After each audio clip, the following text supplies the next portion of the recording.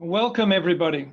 Thank you for joining us. I think at the moment we have a few questions coming on already on Q&A, so thank you. We have about 23 people joining us online, and I'm sure that will grow in the next few minutes. We're just coming up now to 1 o'clock. I'd like to begin by acknowledging the traditional owners of the land on which we are all meeting. We're all in different locations on different traditional lands. I'm here in Parramatta South, so I'm on the land of the Barramatical people of the Darug Nation. I want to acknowledge those traditional owners and their elders past and present. And welcome all of you joining me for this session this afternoon with the School of Law. And I'm joined by the Dean, Professor Anna Cody. So Anna's with me, Deputy Dean John Duriance, and Professor Deb Sweeney, our DVC Research Engagement and International. And we'll be part of the panel conversation that will start a little later in this session. We have a relatively short session, but I want to talk for about 10 minutes or so and then open up to questions. So please use the Q&A facility to put questions in, and they'll be managed so that I can get to them with the panel in a few minutes. I wanted to begin though, of course, by thanking everyone for the extraordinary efforts that people have put in. Extraordinary, the words don't do justice to what's been going on. I've just been at a Board of Trustees meeting this morning. The board had a very detailed 2-hour discussion around our response to COVID-19 and what we've done and what challenges are yet to be addressed. The board's certainly very, very supportive of the progress we've made, and extraordinary, unprecedented and surreal, obviously all come to mind, but incredibly challenging. I did want to thank you all for the wonderful effort you put in. I also wanted to recognise that I know many, many people in our community and many people within the university amongst our staff and students are experiencing great hardship and challenge at the moment. Partners who have lost their jobs because of the lockdown, circumstances being very difficult at home with carer responsibilities with children and perhaps parents and others. Very difficult time for everyone. And I acknowledge, to layer on top of that the enormous amount of effort needed to move us all online so rapidly. I think the figure this morning was 1,190 units have gone online out of only 22 others that didn't go online because we just couldn't get them online. So 99%, virtually 98% of what we offer is online. I know we have challenges around some aspects of our program because we don't have labs and field work and practicums and so on, but nevertheless, huge amount of work that's gone on. So thank you so much for that. And it is not going to end in a hurry. I'm sure something we might like to talk about is how long these arrangements are going to be in place.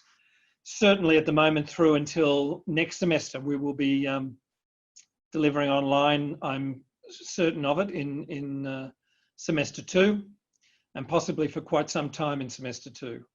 I'm sure we'll get to a point where the Australian government is very reluctant to lift the physical distancing and social distancing restrictions that are in place now to avoid any recurrence of the virus flaring up, and there'll be, I'm sure, ongoing challenges around international travel that will go beyond the start of our next semester. So although we might like to think that we might emerge from this relatively soon, we won't. We're working through this through winter into spring, and we need to begin planning, of course, for what that means for semester 2 and beyond. But we can come to that during questions if people would like. The reason I had planned a series of school visits to start this year for a number of reasons. One is we have the new structure in place, so I wanted to get out to schools as a priority. Last year, I did a series of campus visits that were really valuable to me, and I hope to those who are able to participate. But this year I thought, before, in that time before COVID-19, if we can remember it, it seems like a long time ago, the intent was to visit schools this year as the priority. And this has emerged upon us, and I wanted to keep those visits going in this virtual context, to keep as much that is normal and usual going as we can, to congratulate the school on your successes beyond the response to COVID-19. And I do thank the school for the fabulous things you're doing individually and collectively with your research, teaching, obviously, student support in the broader community. But also to have a chance to have a school-based conversation about the implications of COVID-19, and finally to give you a chance to ask me questions with Deb here, very much on research and international in particular, as well as engagement, and of course to have Anna and John here as well. I should begin with COVID-19. I don't want to dwell on specifics at the moment. There may be things that emerge might emerge from the Q&A. But I know there's been a great deal of work going on in every school, and I want to acknowledge the leadership team in the School of Law, Anna and John, of course, Ellen Seymour and Sandy Noakes as well, who I know have been very, very heavily involved. Thank you, as well as the school manager, Luella Almeida, of course, Associate Dean International, Dr. June Wang, and academic support person in Emma Bartley. So thank you, Emma Bartley, sorry, my apologies to Emma. Thank you for the contribution there. And of course, the school overall, again, wonderful job. Thank you so much for your effort. There's a long list of things that I've been given in terms of activities underway in the school, which is great. And I know Anna keeps me informed about that. And I did want to comment that the school is undergoing a very positive transformation. So I thank Anna for all the work she's doing as part of that, whether it's about the renewed focus on research growth and publications in high quality journals that I think Dr. Liesl Spencer is helping to lead as one part of that. Dr. Jason Donnelly and Dr. Liesl Spencer, of course, are now Dr. Jason Donnelly and Dr. Liesl Spencer over the last few months and getting the PhDs. That's great to see. Curriculum reform going on, the JD to be launched next year. I'm sure we'll continue to work on that. A focus within the law curriculum on diversity. So that's to be not just acknowledged, but congratulate the school on that development. Many other things. I know Liesl was awarded the 2019 Law and Society Association of Australia and New Zealand Publication Prize for an early career researcher. So well done for that. A lot of collaboration going on across the HASS cluster that Anna is leading on behalf of the school in the cluster that's led by Peter Hutchings, but also with Kate Stevens in STEM and Anne-Marie Hennessy in Health and Medicine. Anne-Marie's doing a wonderful job in being our Chief Medical Officer during the COVID crisis. So thank you for that. We do want to see the new structure work. This is not the best year to launch a new structure, but hopefully in a virtual context, we'll continue to drive an agenda of heightened collaboration and cooperation across our schools within the HASS discipline cluster more generally. As I said, wonderful progress being made around online delivery. So thank you for the work you're all doing and what will go on even more significantly for the rest of this year, I imagine. I did want to mention some of the COVID-19 activity that's going on. Today, of course, the federal government's passing the JobKeeper legislation. So that's immensely important for 6 million Australians. I think it's fair to say it hasn't gone far enough. And I join with Labor in pushing for the 1.1 million people on much more casual and fragile work to be included in some support package. It doesn't seem to be the case at the moment, but I'm sure the Commonwealth will reflect on that. Universities have taken a significant hit because of the impact this has had on the international student environment. We are not as exposed in that way, but we are still exposed to an extent. 16% of our students are international students and 22% of our revenue comes from international students. So it is a very substantial part of our operation. And so we are impacted, but not as much as many other universities. And so, we need to think about how we mitigate that impact. And I'm happy to talk about some of those things, and I'll talk more about them tomorrow in the all-staff webinar I do, and then immediately after Easter on the 23rd of April. A lot of lobbying going on, though, with the Commonwealth to try and get them to appreciate the situation universities are in, particularly international students. Domestic students have had some support from the Commonwealth with the coronavirus supplement and various other arrangements. That's very promising and positive. But for international students, they're not getting any support.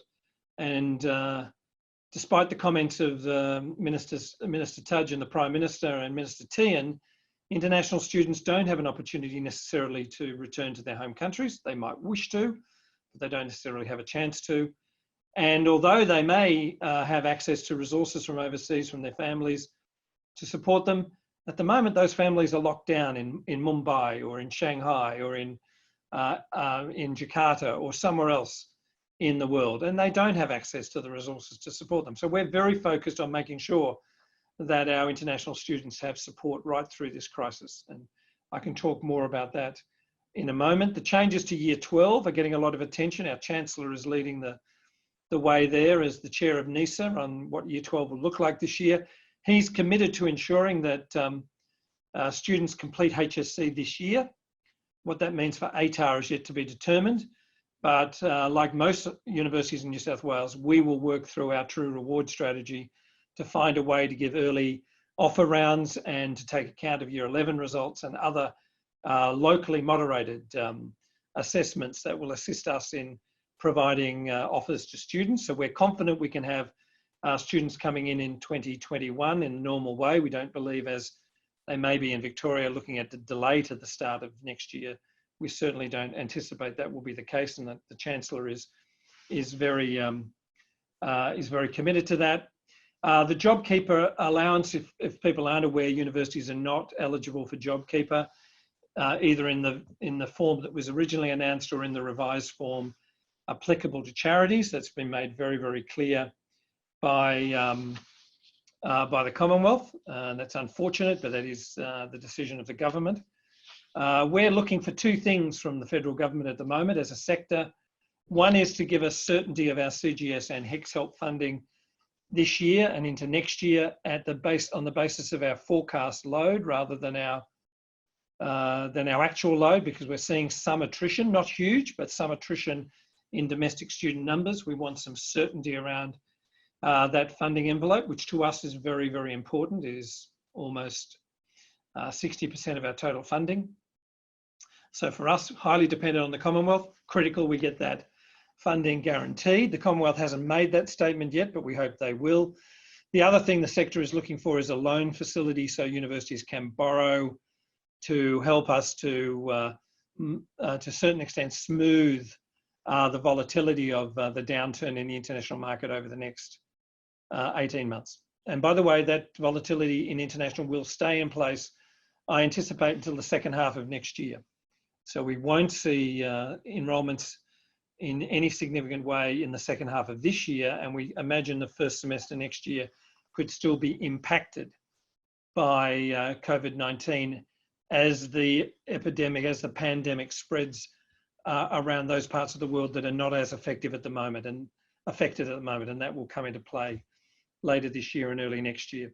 So they're all very, very important aspects of what we want from the Commonwealth. From the state government, we're looking for support for our international students, as we are for the Commonwealth. We're looking for some help with loan facilities from the state and some payroll tax relief. Those are the sorts of things that we're looking at. We have fortunately had some support by the Commonwealth in terms of early learning centres. So guaranteeing people will have free access to childcare is important. Our childcare centres remain open as our campuses are open, and importantly, to give students a chance to come into our study halls and to use our library.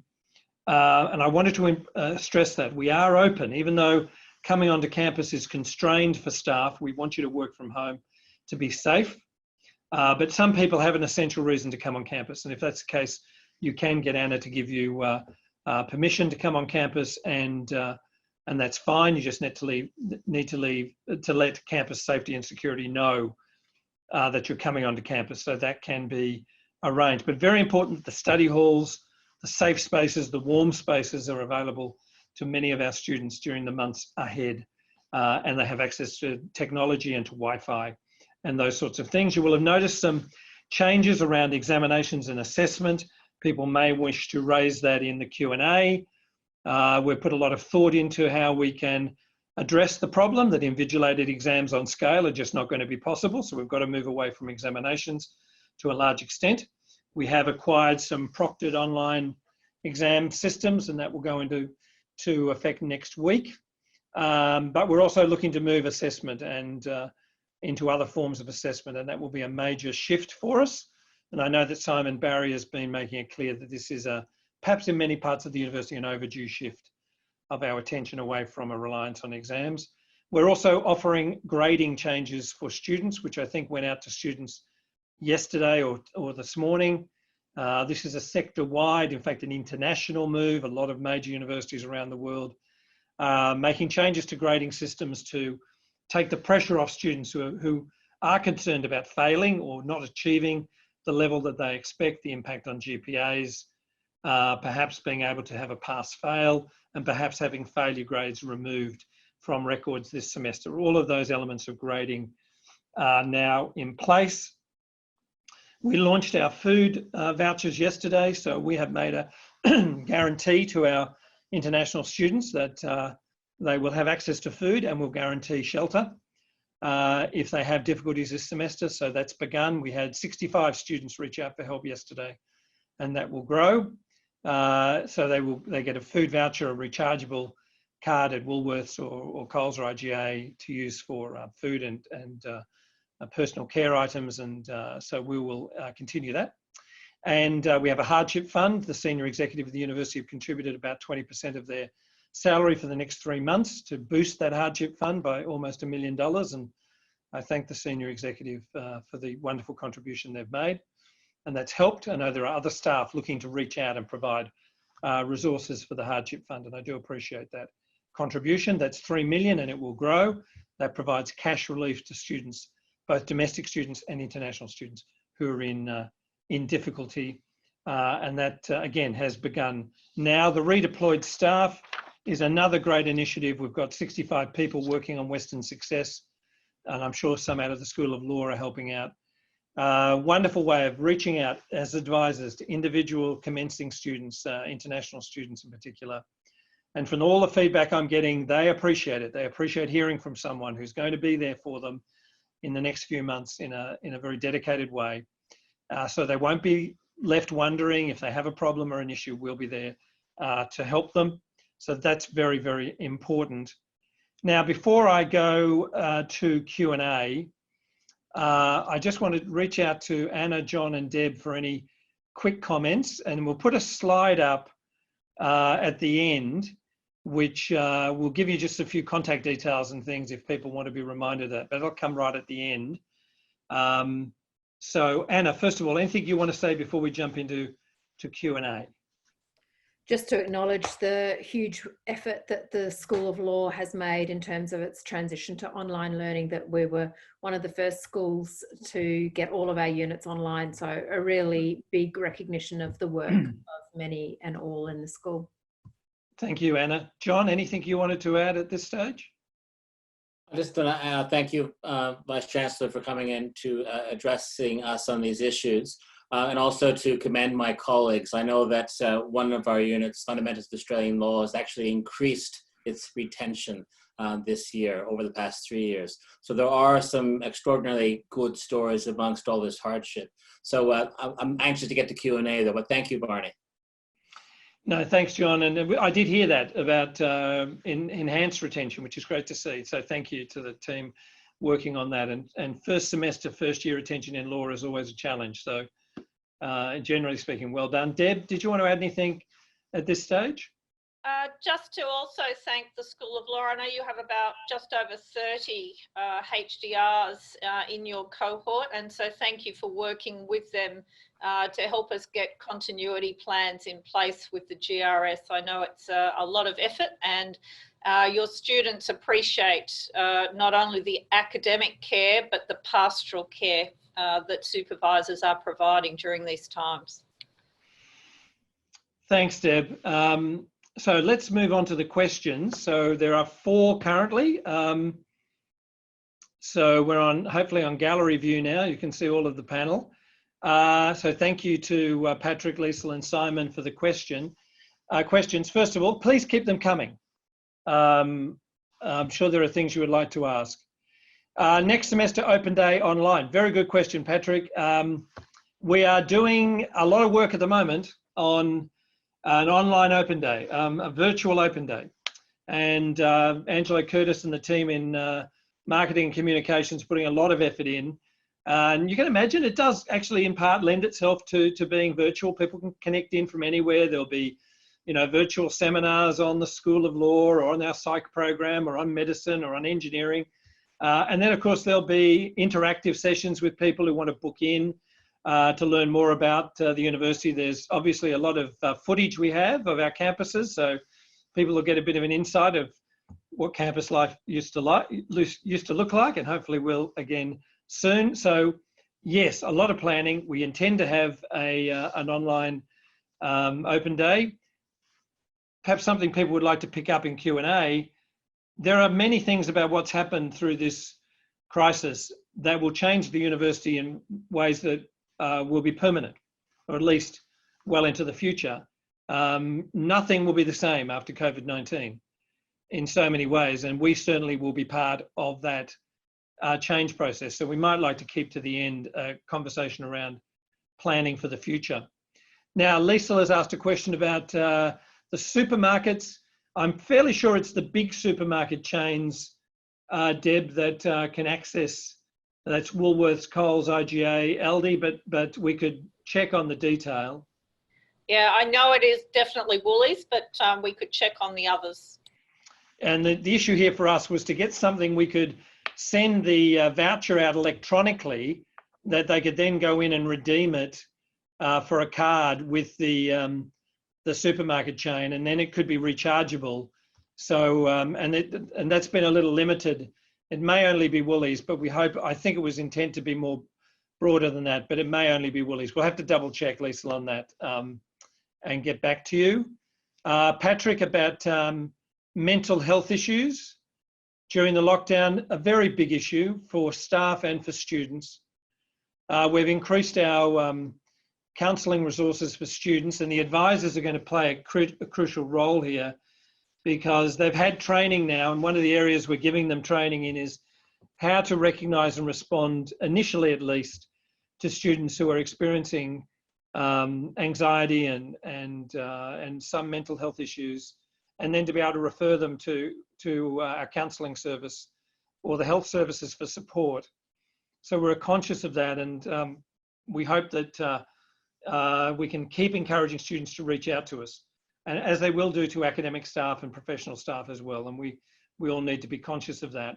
They're not all in a home environment, any of our students, that is going to be conducive to studying, and they have to stay at home as much as they possibly can. So they are difficult circumstances.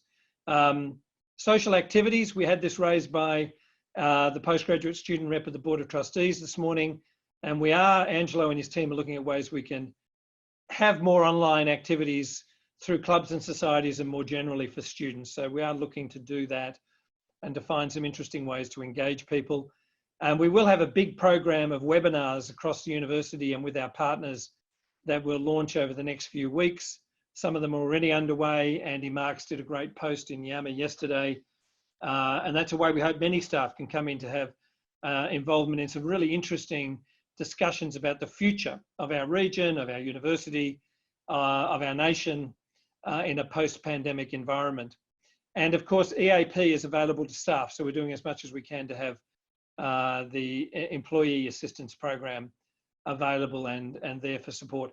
One thing that is crucial though, and I need to emphasize this, the most important form of support that our colleagues are going to get is from each other.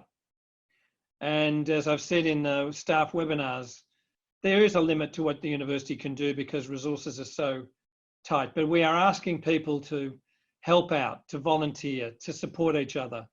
Some of our frontline academic staff are doing extraordinary things with the teaching loads that they have. To get staff supporting them from other parts of the university and within the school will be hugely helpful. Never underestimate the power of reaching out and offering support to your colleagues. Simon has asked a question about exams and final grades. Well, first of all, on exams, this is a practical consideration more than anything else, Simon, because online proctoring on scale is actually impossible. There is no online proctoring service capable of handling just what we need to do with 30,000 examinations to be given. So the practicality is we need to move away from exams and to do that as rapidly as we can. There are some that are subject to accreditation requirements, although we're seeing accrediting agencies that are being quite reasonable about looking for alternative assessment mechanisms.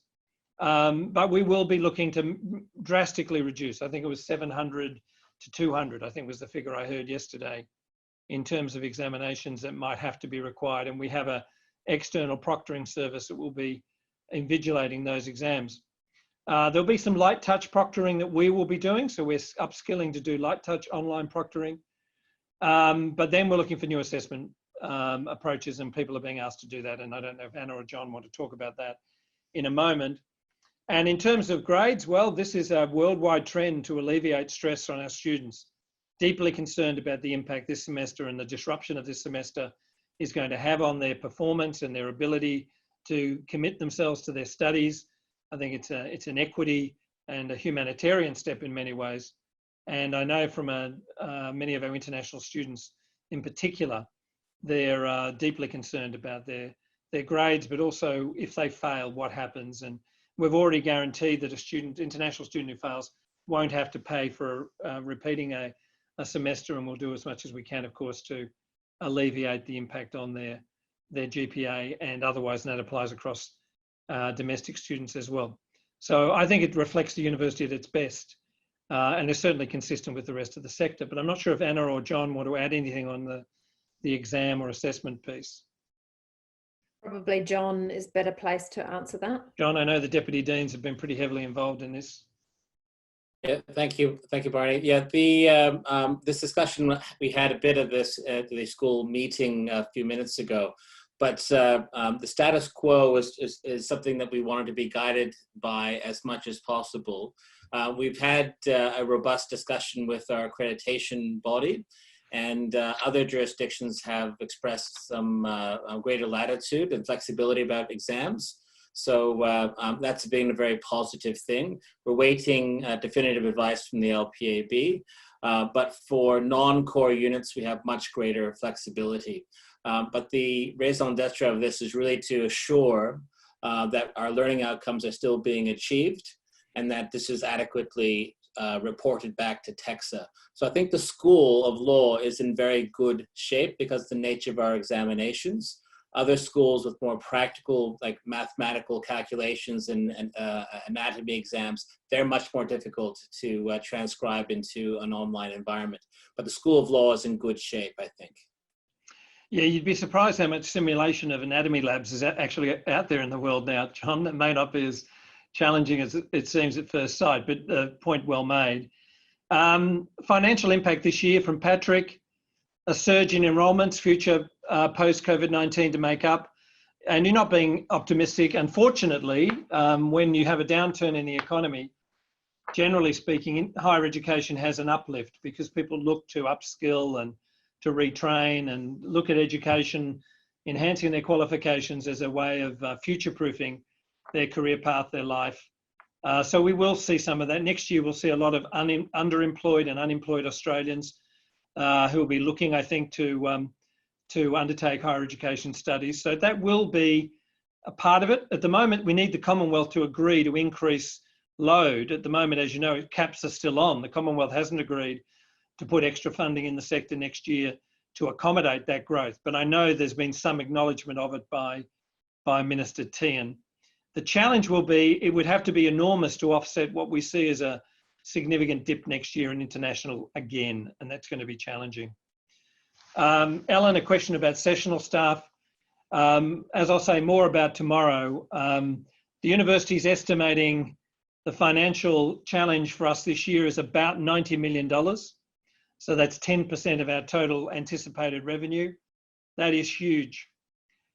Made up in part of the downturn in international student revenue because of the travel bans and COVID-19. So we don't anticipate any incoming international students in semester 2. So that's a very significant impact on our revenue.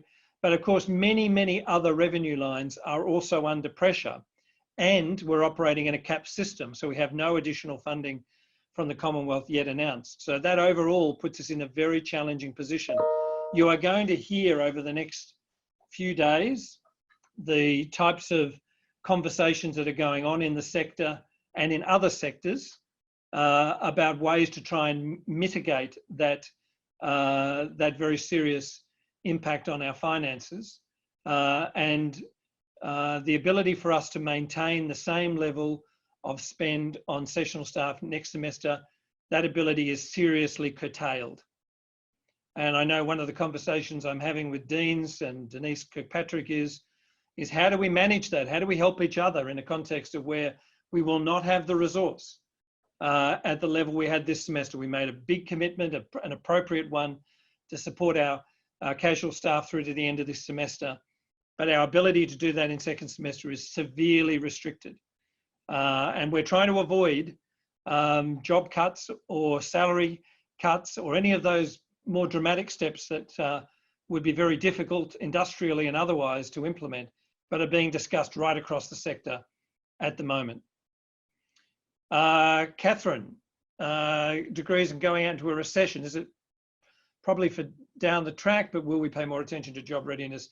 Actually, I think Chris Eunice and the team in the graduate employability area are doing some great things, and the work we did last year in enhancing graduate employability because of the performance-based funding requirement, it was driving us to pay more attention to this, notwithstanding it being something we should do in any case. That was, I think I was very impressed with the work done last year, and Chris and his team are now doing a great deal of work to help our students get part-time work. We'll be rolling out a number of ways to assist, and I agree with you.